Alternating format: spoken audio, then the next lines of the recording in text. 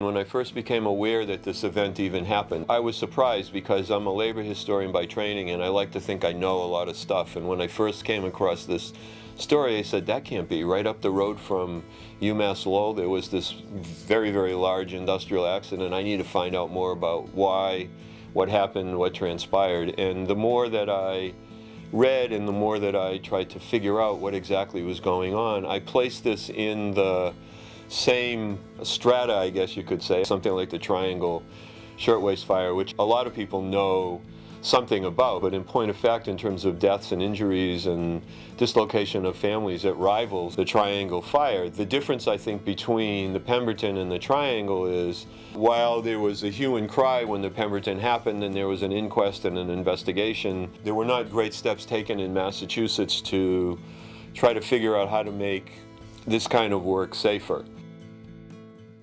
On the afternoon of Tuesday, January 10, 1860, the 5-story main building of the Pemberton Mill in Lawrence, Massachusetts collapsed. Compounding this failure, the ruins caught fire during the recovery effort, leading to so much loss of life that the event was considered the greatest industrial disaster in the world up to that time. The calamity led to a day of mourning in churches, suspension of business, and donations from the public for relief of the injured and suffering. The relief effort was a remarkable, grassroots, nationwide outpouring of financial aid to the families of the victims who died and to those survivors who were injured. Blame for the building's fall was laid squarely on the shoulders of Captain Charles H. Bigelow, the young but highly reputed and experienced chief engineer who oversaw construction of the structure, even though the mill had already been operating without significant mishap for 5 years. Charles H. Bigelow was born on July 13, 1814, to the Honorable Tyler Bigelow and Clarissa Bigelow in Watertown, Massachusetts.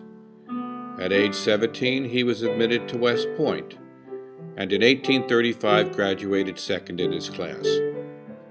He enlisted in the Army Corps of Engineers, rising to the rank of captain. After resigning his commission at the age of 32 in 1846, he was appointed chief engineer of the Essex Company in Lawrence, Massachusetts, a post that he held for 11 years. In Lawrence, Captain Bigelow supervised the construction of the 1,600-foot dam over the Merrimack River, of the North Canal, of the Lawrence Machine Shop, and of several mills, the Atlantic Cotton Mills, the Bay State Mills, the Pacific Mills, the Duck Mills, and the Pemberton Mills. During this period, he was also engineer of projects in Lewiston, Maine, in Augusta, Georgia, in Minneapolis, Minnesota, and in Niagara Falls, New York. How a civil engineer who achieved such accomplishment and distinction while still a young man in the prime of his life was discredited with responsibility for the worst disaster of the Industrial Revolution, and whether that blame was justified, is addressed in this film. This is the work girl, all forlorn, who was crushed by the beam, all crumbled and worn, that was split by the hand that filled the fount, whence flowed the spring that sapped the stone that lay in the sand on which was raised the house that Bigelow built.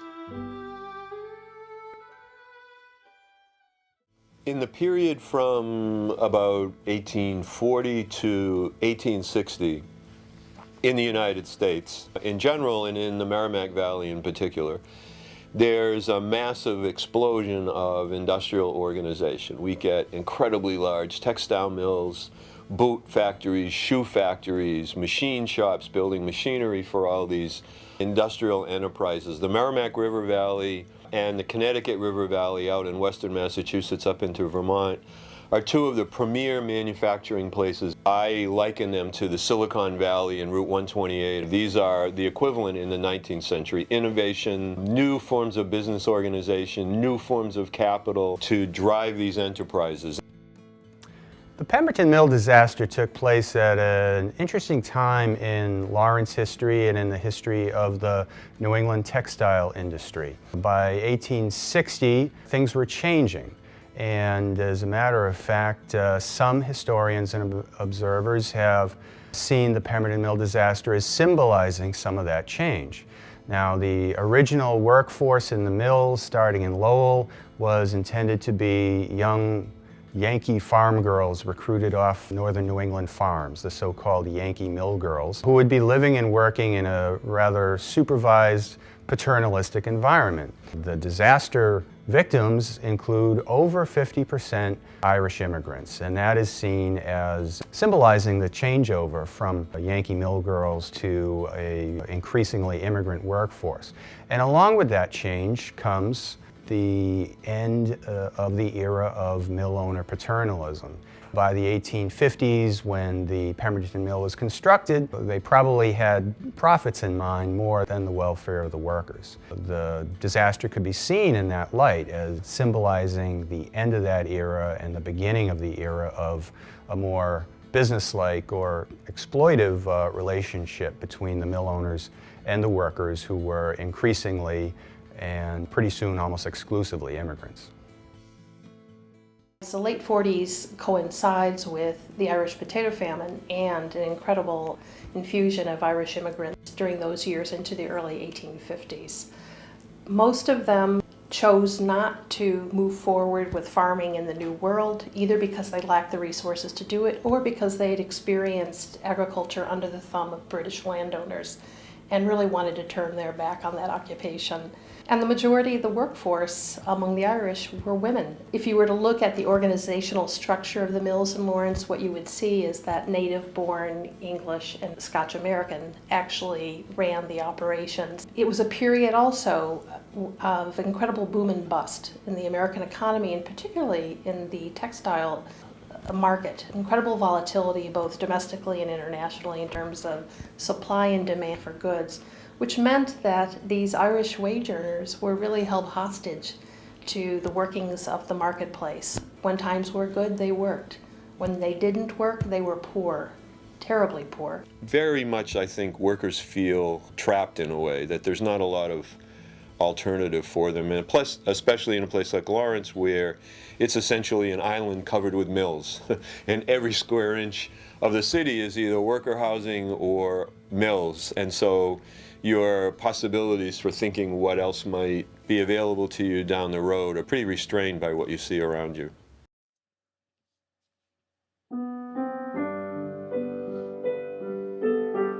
In 1845, John A. Lowell, Abbott Lawrence, Nathan Appleton, Charles Starrow, and others founded the Essex Company, the land and water power company that would develop Lawrence, Massachusetts, a new textile city along the Merrimack River, 11 miles downstream from its model Lowell.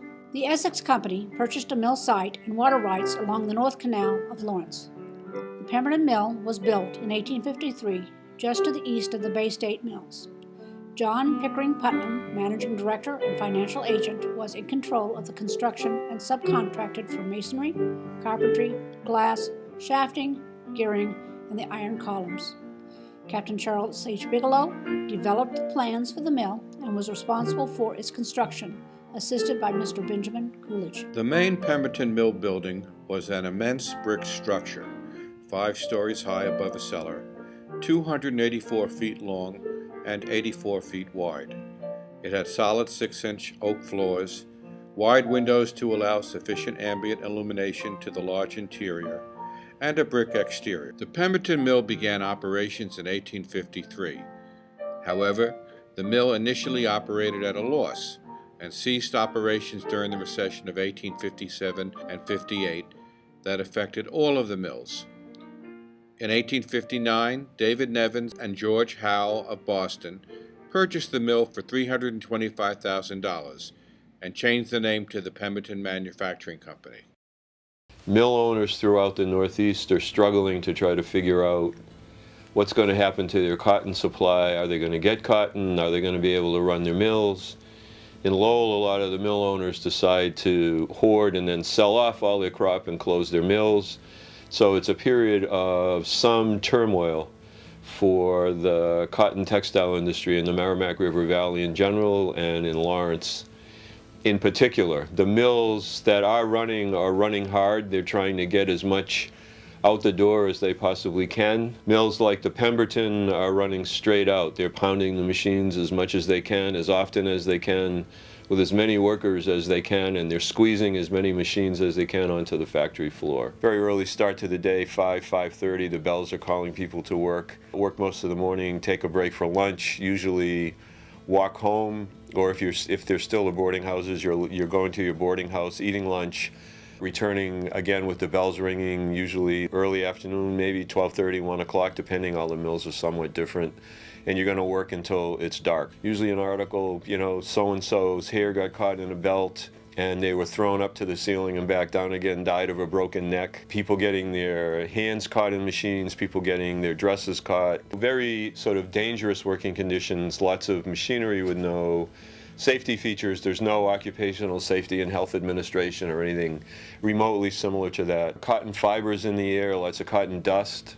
The windows in a lot of mills are nailed closed because they want to keep a certain humidity level. So as the machines are pounding away, as the weaving's being done, the threads don't break. You don't want to have a dry atmosphere inside the mill building, so that increases the particles in the air. Lots of young women are going to die not very comfortable deaths at very young ages from a variety of lung ailments caused by the weakening of their lungs, lots of bronchitis, pneumonia, things like that, directly attributable to the inhalation of a lot of cotton fibers. This is the father, all mangled and torn, who died with the work girl all forlorn, who was crushed by the beam, all crumbled and worn, that was split by the hand, that filled the font, whence flowed the spring, that sapped the stone, that lay in the sand on which was raised the house that Bigelow built. On January 10, 1860, the Pemberton Manufacturing Company had 30,000 spindles and 600 looms. It had in its employ 918 persons, nearly 600 of whom were at work in the main building on that day.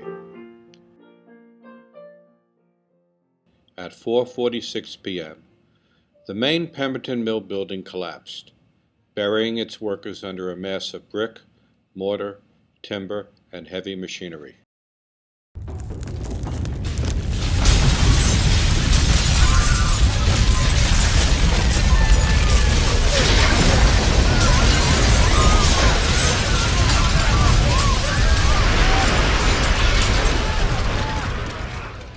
The whole building had been demolished, except for tall columns on the south side and near the canal. The evidence collected at the scene suggested that the main mill building fell suddenly, beginning with the south end of the fourth story and progressing northward. Samuel Mason and E.B. Haskell of the Boston Traveler and Boston Journal. I arrived at the mill by train at 2:30 p.m. and accompanied by Mr. Chase started through the floors. We were walking southward in the spinning room on the third floor, and hearing a noise from the south end, saw ahead of us the columns of the west alley falling towards us, and the ceiling and beams coming down. We then made our escape running northward, just ahead of the ceiling collapsing behind us. George Howe, owner. Mr. Howell, treasurer of the company, and I were in the third floor spinning room, walking south towards the river at the time of the accident. I saw 40 feet of the south end of the building collapse, which then spread northward to the center of the building. We escaped into the cloth room on a wing, where there was less weight above. John Chase, company agent. Imagine a football field, and on top of it is a building, brick walls all around. That's a lot of building. It has collapsed, taking with it 600 people who were working there at the time. Bricks, machinery, wood, cast iron, all sorts of things are all in there. We learned from one person who had arrived shortly after the collapse that mill workers, both injured and unhurt, were climbing out of the debris. Samuel Mason and E.B. Haskell. The tidings flew like wildfire throughout the city, and without delay, a sturdy corps of volunteer mechanics and workers of every occupation covered the ruins, clearing away debris and rescuing those confined therein. Robert Tewksbury. And much worse was yet to come. The mill was a potential powder keg with cotton and oil-soaked wooden floors. Once the sun had set, kerosene lanterns were the only method of finding escape routes. Samuel Mason and E.B. Haskell. The cloths that the workers have used to clean the machinery, soaked with oil. The flooring, the wood that has absorbed some of that oil is there. The workers are trapped, many of them. I was working at the ruins after the collapse, holding a lantern. Near the center of the building, we cut a 10 by 3 foot hole in the roofing, exposing some dead bodies. Another man took the lantern from me and went down. He came up, said there was a deep hole that went down into the card room, and went down again. I said, for God's sake, be careful of the lantern. He continued to descend. And I said, for God's sake, don't go there with that light. But then the lantern struck some timber on the right, broke and fell, igniting some loose cotton. I shouted fire, and bending down began to pull him up. But he was on fire, which was spreading like gunpowder. As no water was at hand, I attempted to smother the fire with my coat, but at no avail. Within minutes, the mill was engulfed in flames, roasting alive those who had survived the collapse itself. Richard Plumer. A thrill of horror ran through the stoutest heart as the thousands working with almost superhuman effort for the rescue of the unfortunate victims were successively driven off by the flames and forced to abandon friends, relatives, and neighbors to their awful fate. Charles Storrow. 60 or more workers were still trapped in the ruins, and rescuers could see the trapped workers but could not reach them. Small pockets of safety made by the mill machinery now became flues that drew the flames through. Many worked to free those buried from 5 to 11 p.m., often in well-organized teams. Samuel Mason and E.B. Haskell. In those days, there were no fire engines as we know them. The equipment was primarily hand-held carts that the fire volunteers would grab by handles and race down the street. They were there, and as soon as the fire broke out, they looked for the nearest hydrants, some of them in the Washington Mill next door. And at first, 10 or a dozen spouts were able to go, but of course it was not doing very much to prevent the fires spreading. The building had become a roasting place for those dead and alive. The main hall of City Hall had been converted into a temporary hospital and filled with mattresses, blankets, sheets, bandages, cordials, and medicines. Nearly every one of the wounded had a leg or an arm broken. All the medical doctors of the city and many others from surrounding towns, as well as those that just happened to be traveling through, were put to work tending to the large number of injured.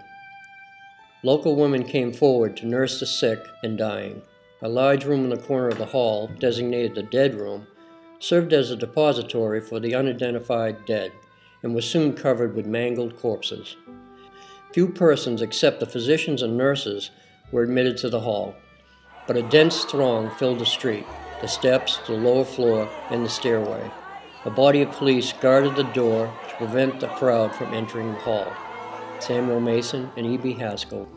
Police officers come in. We're now 5, 6, 7 hours after the collapse of the building. Some 90 police officers from Boston are brought in to help hold back the crowds. People are looting. They're taking souvenirs. The sight inside baffles all efforts at description.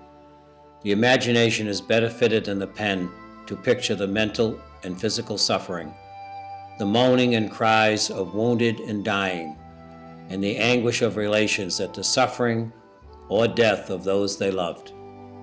Stretched on pallets in the large room of the upper story of the City Hall lay those mangled, bleeding forms, a few housed since full of life and hope, now momentarily expecting to find relief from their torture in death. Here again were parents, relatives, and friends bending over their beloved ones and mingling their sighs with the groans which excruciating pain drew forth. Hayes, Lawrence Telegram. Injured, many nearly past recognition. It was a sight not easily forgotten. Although some years later I had some experience upon the battlefields, I never saw anything to equal this. Harrison. Some of them are people who work there. Thomas Nice, for example, had worked in the Pemberton with his wife, and he is permitted in, going through first the auditorium, the hospital, and finding no one, not his wife, into the dead room. He identifies her by their wedding ring. The 1860 census shows my great-great-grandmother and 3 of the children living in Lawrence, with the children all working as mill operatives.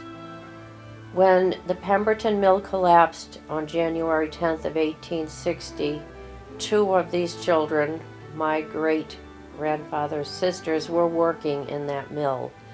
Ellen Hannon was age 16 and Catherine Hannon was age 20. Her body was found and brought out and was recognizable as Catherine Hannon. Many of the families and the dead were Irish immigrants, and listed on a page, many names from the fall are listed, with the cause of death being only the fall of the Pemberton, over and over. Over in the right-hand margin are the words, "We have been unable to locate the names of many of our Catholic friends," as you will see on this and the following pages. The water was gradually congealing upon and encrusting the mass of brick and machinery, which filled and rose above the cellars of the mill. At the same time, the rapidly falling snow was weaving a winding sheet over the dead as it sifted through the crevices of the ruins. 200 or 300 people stood sadly gazing upon the smoldering fragments, and a few men and women wandered over the vast funeral pyre and gazed into the dreadful depths with a vain hope of discovering some intimation of life or relic of the dead. They lay as they had been recovered, some naked and covered with blood or blackened with the dirt and smoke. The faces of many were so disfigured that humanity demanded that they not be exposed. Samuel Mason and E.B. Haskell. Lawrence, January 10th, 1860. Dear sister, our family are well, and how thoughtful I ought to be. Our city is literally in mourning. One of the most shocking catastrophes that ever happened took place at 5 o'clock tonight. The Pemberton mills are a heap of ruins. Nearly the whole mill fell instantaneously, burying 1,000 or more workmen in its ruins. Daniel has just come from there. He said it is a terrible sight, most heart-rending to hear the groans of the wounded and dying. Language is inadequate to describe the suffering. Daniel has gone back to help them a while to remove the ruins. He thinks it will take 2 or 3 days to get them out, work day and night. Is it not awful to think of it? Seems to me almost wicked to go to bed and sleep tonight when there is so much suffering around me, and not lift my finger to relieve them. Oh, Lucy, how uncertain is life! In life we are in the midst of death on every hand. Wednesday morning. It was a fearful night, and it is a solemn day. All the mills are stopped and people are gathering by the thousands around the scene. The mill fell about 5 o'clock. They worked as many as could, taking them out of the ruins until 12, when a new scene of suffering burst upon the unhappy victims. They were handing the girls down some coffee to revive them in their perilous condition, when the bottom of the lantern fell out and caught the cotton on fire instantly. In a few moments the whole ruins was one sheet of flames. The agony of the dying can scarcely be imagined. They got out some 200 or 300 of the wounded and dead, and the rest are all burnt to ashes. Poor Myra died of the smallpox about a week ago. Her nurse says she died happy. Peace be to her spirit. I cannot write any more now, as I am going down to the scene. I hope you are getting better. Write soon. Yours in haste, Elizabeth. The railroads added extra cars to accommodate the crowds coming from Boston. By now, newspapers all over the United States had spread the word. New York and Boston, most of all, had a large crew of journalists. Virtually no photography in 1860. But some of the New York newspapers had artists who came in and sketched what they saw, and those prints appeared in Leslie's, the New York Illustrated News, and other newspapers. Here at the grave of Anne, daughter of Daniel and Abby O'Sullivan, died January 10th, 1860, age 16 years. Native of County Kerry, Ireland. May her soul rest in peace. Interesting carving on the monument of a hand pointing to heaven. This monument says, in memory of the unrecognized dead who were killed by the fall of the Pemberton Mill January 10th, 1860. The cemetery has a number of victims listed buried here, some identified, some not.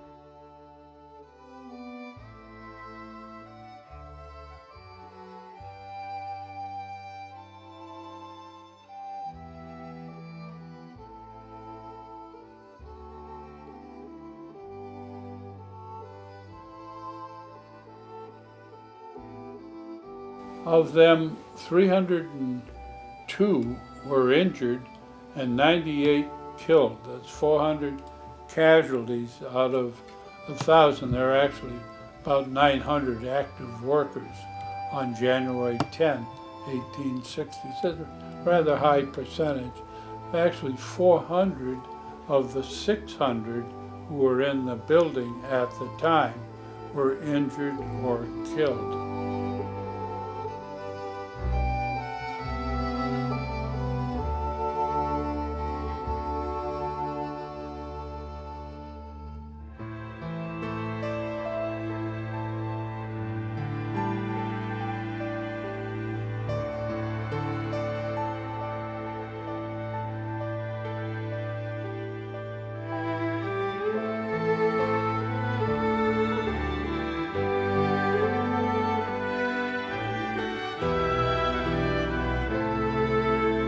This is the widow with babe just born, who wept for the father all mangled and torn, who died with the work girl all forlorn, who was crushed by the beam, all crumbled and worn, that was split by the hand that filled the font, whence flowed the spring that sapped the stone, that lay in the sand on which was raised the house that Bigelow built.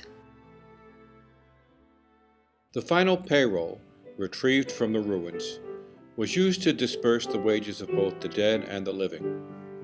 On January 11th, the day following the tragedy, the New England Society for the Promotion of Manufactures and the Mechanic Arts opened a subscription for the benefit of the sufferers, which was followed by contributions of money, clothing, food, medicine, and furniture, and by offers of free beds in hospitals and of service by nurses and physicians. To handle this influx of support, on January 15th, a committee of relief was formed, with Mayor Saunders as chairman and Charles Starrow as treasurer.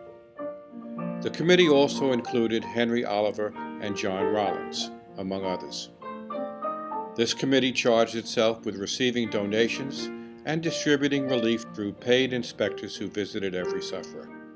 Contributions ranged from very large amounts provided by corporations to very small sums donated by children. Enclosed, you will please find $1. My little sister and I have been saving up our money for the purpose of purchasing a certain article. But having heard of the dreadful catastrophe at Lawrence, we think we shall be much happier in knowing that we have done some good. It is not much, but perhaps will be acceptable. You will also find some linen, which may be good for bandages, and a few oranges, which may relieve some poor parched mouth. If I was older, I should go to Lawrence and help tend the sick. It is enough to cast a shadow upon the hearts of everyone. Yours respectfully, Mary L. Masters, age 11.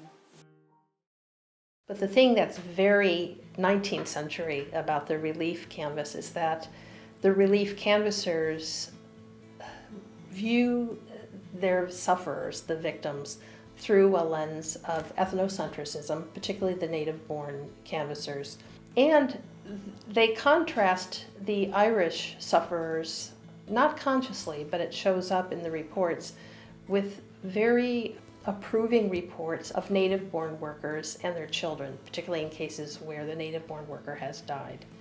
There's a presumption, I guess I would say, that the native-born worker and his dependents, or her dependents, usually his, are deserving of aid, and that one has to be careful in assessing the worthiness of an Irish sufferer, because he or she may in fact not be of good character, may not be able to manage the money once provided it, and may even be misrepresenting their need. And the records show that the family was paid $27.75 for Ellen's back wages. They were paid $27 for Catherine's back wages, and it's also noted that they were paid $12.25 for a coffin for Catherine. It's hard to imagine the family being that poor, that badly off, that they couldn't afford a coffin for this girl. And in the records, she is the only one that shows having had a payment made for a coffin. The amount collected was more than $65,000, coming from New England, New York, the South, and the Midwest. On January 23rd, less than 2 weeks since the disaster, Mayor Saunders, as chairman of the Committee of Relief, wrote a letter to the public which contained this excerpt.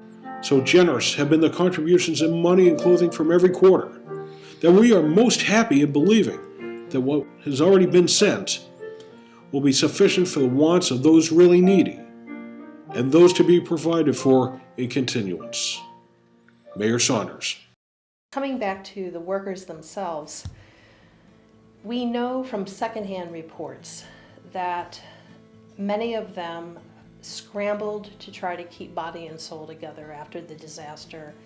They were experiencing significant loss of income because there might be more than one family member working in the mills, and suddenly the revenue streams are cut out from beneath them.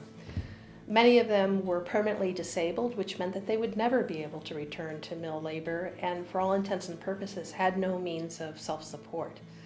This is important because this is a period where philanthropy was grounded in notions of charity, bestowals, noblesse oblige. There were no state-mandated relief systems, nor were there any private systems of philanthropy that were permanent and enduring. We know, for example, with the Pemberton Relief Committee, that Charles S. Storrow is very intent on not establishing permanent streams of support for the injured workers. He feels strongly, as does the rest of the committee that serves with him, that to provide ongoing support is to, in some ways, infantilize the workers and to strip them of their ability to be self-supporting. Of course, the fiction in this is that they're capable of being self-supporting, but it will be many years before we get to the New Deal. So Pemberton workers do not have a social support in this period. The Lawrencetown fathers are worried that, well, if there's too much money and these people get used to the dole, as people looked at it during that time, money for nothing, they'll get used to it and maybe it'll set a bad precedent. And so the word goes out that we've got enough to take care of everybody and let's not send any more money, we don't need any more money, we don't need any more help. Ideology at this point is really this one of laissez-faire and social Darwinism. And if you're poor and if you can't find a job, and if you're down and out on your luck, it's probably your own fault. You haven't been blessed. This is the architect covered with scorn, who heard the bell on that awful morn, told death to the widow with babe just born, who wept for the father, all mangled and torn, who died with the work girl all forlorn, who was crushed by the beam, all crumbled and worn, that was split by the hand that filled the fount, whence flowed the spring, that sapped the stone, that lay in the sand on which was raised the house that Bigelow built. An inquest over the cause of the collapse of the Pemberton Mill began on Thursday, January 13th, in the Lawrence City Hall. William Lamb, a physician, presided as coroner. The jury included an attorney, an iron and tinsmith, a drive belt manufacturer, a carpenter and contractor, a carpenter who had worked on the Pemberton mill, and a stonemason. Caleb Saunders, brother of the mayor, was clerk. Most of the testimony focused on the pillars and their connectors. The floors were supported by an assembly of hollow iron pillars and iron rods called pintles, joined by iron flanges. Each end of a hollow pillar fitted over the protrusion of a flange, and each end of a pintle fitted within the recess of a flange. The pintles were held in place between two bolted horizontal wooden beams for stability. John Tatterson, overseer, and Benjamin Coolidge, deputy engineer, recalled that a pillar had settled and its top flange had broken 5 years ago. Several witnesses addressed the composition of the pillars in the mill before and subsequent to its collapse. I have been a mechanical and civil engineer for 25 years.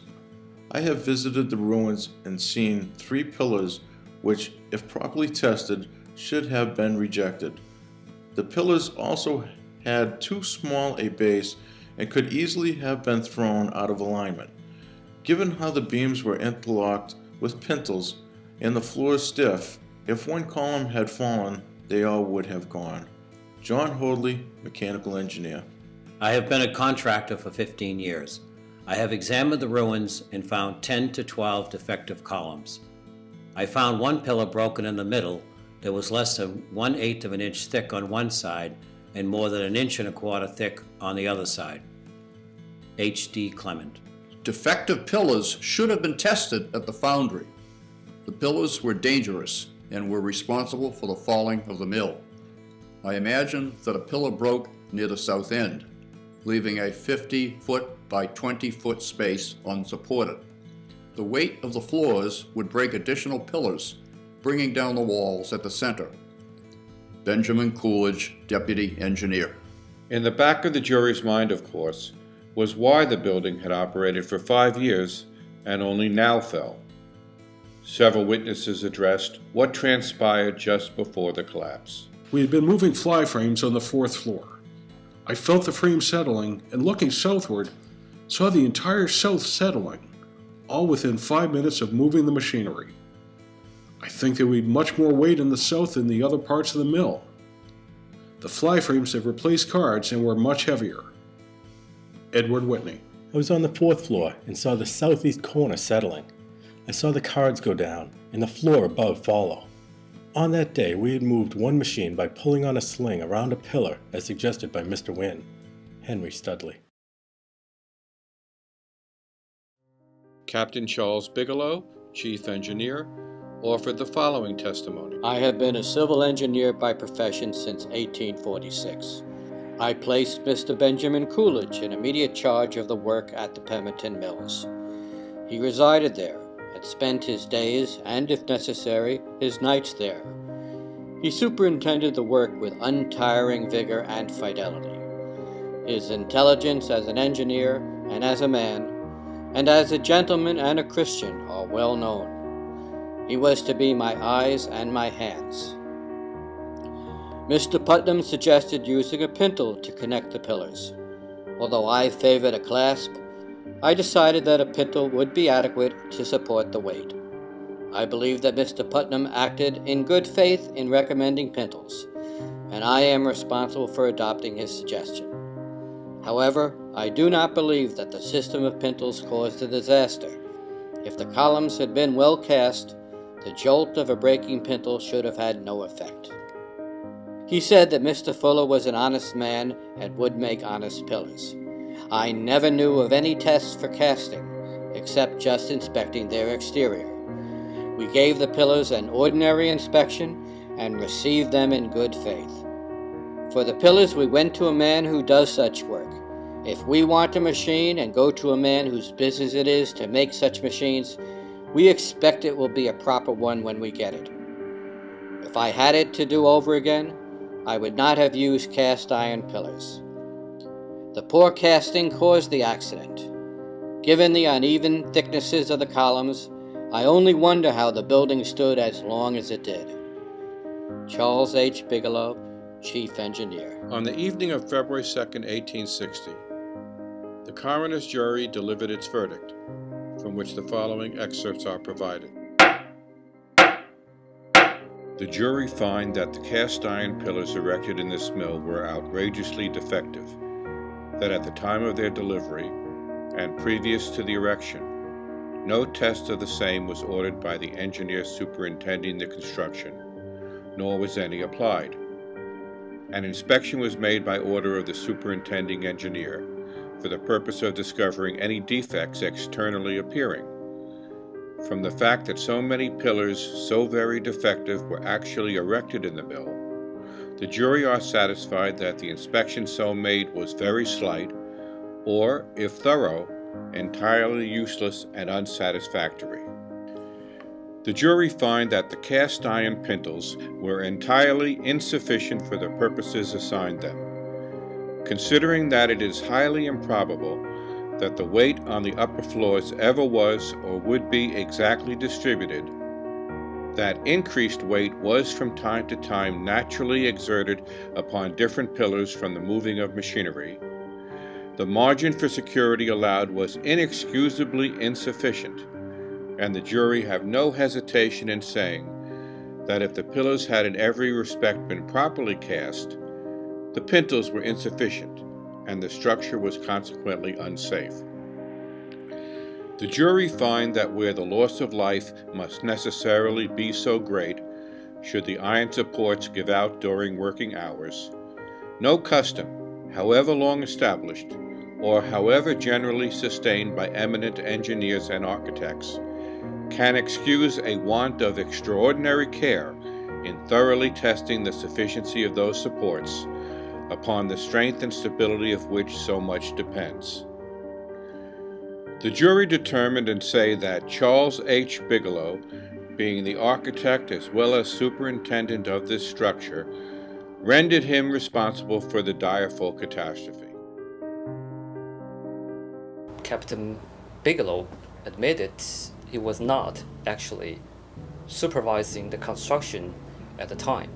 Engineers did not realize that it is very important for the designer and the structural engineers to supervise the construction on site in order to guarantee the construction scheme will be in accordance with the design one. Maybe some original design scenarios were not followed, and that is the reason why some defectious pillars were used and without being discovered and also being abandoned. The pintle connection was easy to make. One only has to assemble two timber members and then easily just put them together on site to finish the construction. That connection is only stable when subjected to compression. When pulling the timber members away from the pintle, there's no internal structural reaction to prevent that kind of failure from happening. The hollow iron pillars actually are potentially dangerous because they are very weak to buckling problems. And this buckling issue is due to the inherent instability of hollow structures. This is like crashing a solar can. All you have to do is just to simply exert a horizontal pressure or horizontal force, and the structural capacity in the longitudinal direction will be significantly weakened. And I think this would be one of the reasons why the Pemberton mill collapsed.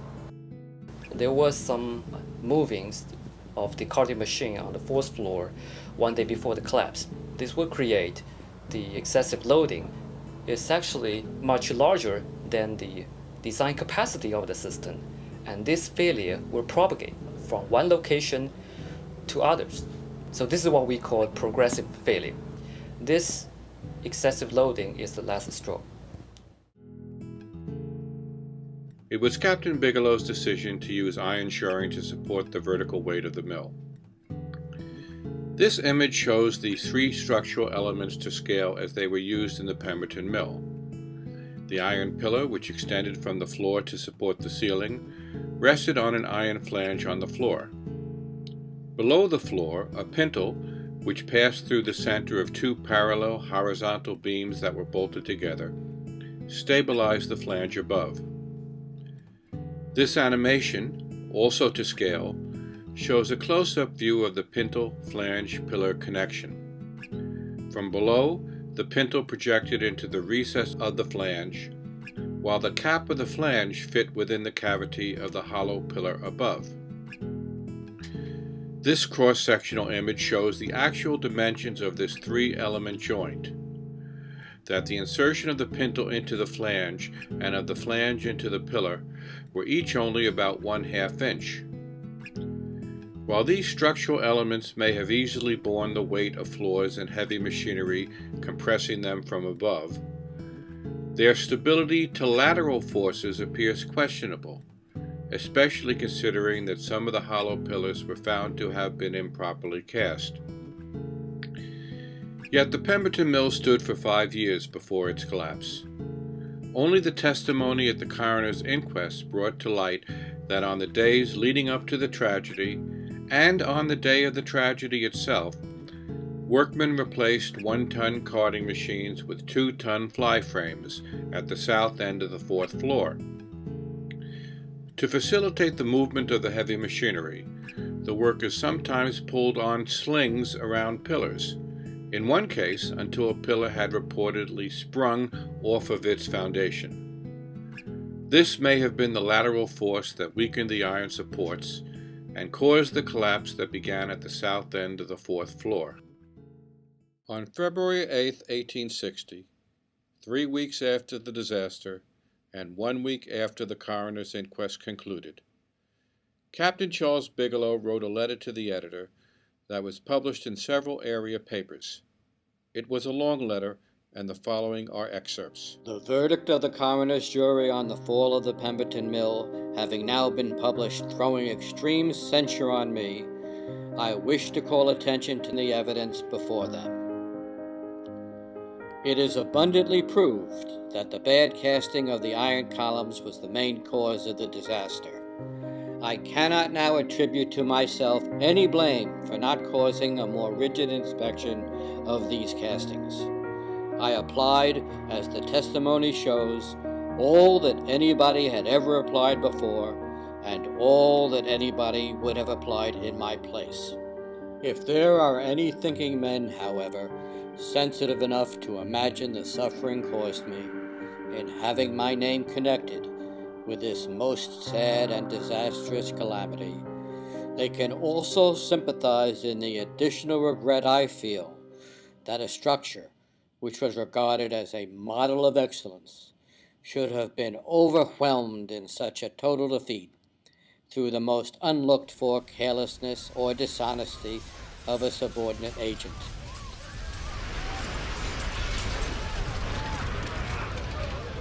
The captain was working several projects at the time. Very busy man, all over New England, as far as Maine, down to New Bedford. He should have taken a much more dedicated interest in seeing that everything was safe. At the time I wrote my book about this, I thought that the jury was a little tough on Captain Bigelow, but over time I've changed my mind. He should have had the interest of his own profession, his own personal reputation. He should have seen that these were not inadequate to the job.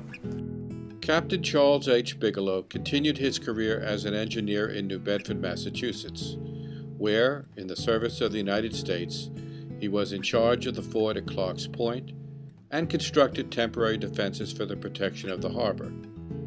He died there of tuberculosis in 1862 at the age of 48, without issue. His widow, Harriet, buried her husband in the Briggs family plot in Pittsfield, Massachusetts. She never remarried.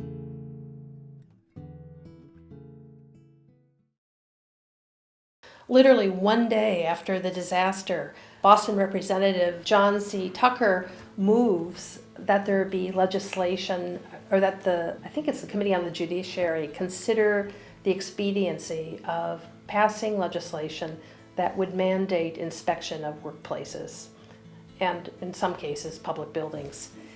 It actually almost comes to fruition. There is a bill that moves from the House of Representatives to the Senate that would have required employers to adhere to a variety of regulations pertaining to employee safety and integrity of the workplace in terms as a structure. The bill gets to the Senate and it's killed on April 4th, 1860.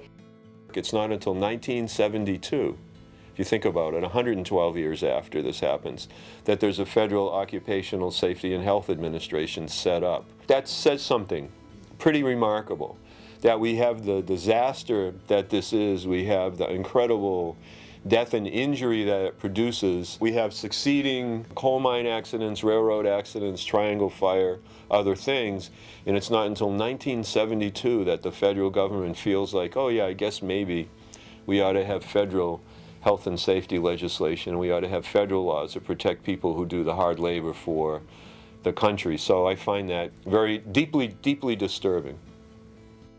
Practically speaking, I would say it's really the insurance industry that makes a difference in the lives of workers in this period and later, because the insurance industry accomplishes by fiat what lawmakers were loath to do. Its leaders tell those that they insured in the manufacturing sector that they would either conform or adhere to stipulated building codes, or they would forfeit coverage. They were very clear about that. So practically speaking, employers, not so much out of a sense of noblesse oblige, but for practical reasons, begin adhering to building codes established in the private sector rather than in the public sector. Elizabeth Stewart Phelps, a writer from Andover reflecting on the episode 40 years later, wrote, "We did not think about the people. They seemed far from us as coal miners of a vague West, or the clam gatherers on the crags of shores whose names we did not think it worthwhile to remember.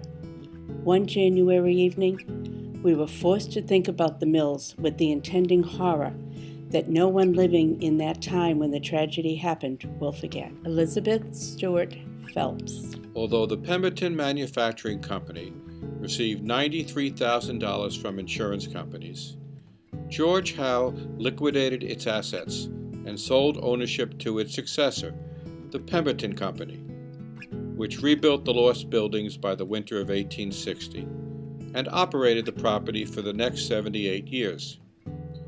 The reconstructed building, designed by Theodore Volkers, who had just built the Andover Town Hall, rose from the original foundation using the chimney that was still standing.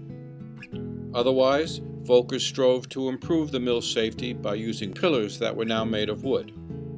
Yet, it is remarkable that the firm retained the Pemberton name, which David Nevins immortalized in 2-foot-high granite letters on the north facade of the mill. It would have been better, obviously, if when this happened, an investigation had been done to really figure out what happened, to punish the perpetrators, and to, at the same time, say, never again will we construct these industrial enterprises in such a way that we basically look at workers, real living, breathing people with kids, as just so much raw material for this growing industrial economy that marks the U.S. in the mid to late 19th century. This is the hearse o'er which thousands mourn, that was filled by the architect covered with scorn, who heard the bell on that awful morn, told death to the widow with babe just born, who wept for the father, all mangled and torn, who died with the work girl all forlorn, who was crushed by the beam, all crumbled and worn, that was split by the hand that filled the fount, whence flowed the spring that sapped the stone, that lay in the sand, on which was raised the house that Bigelow built.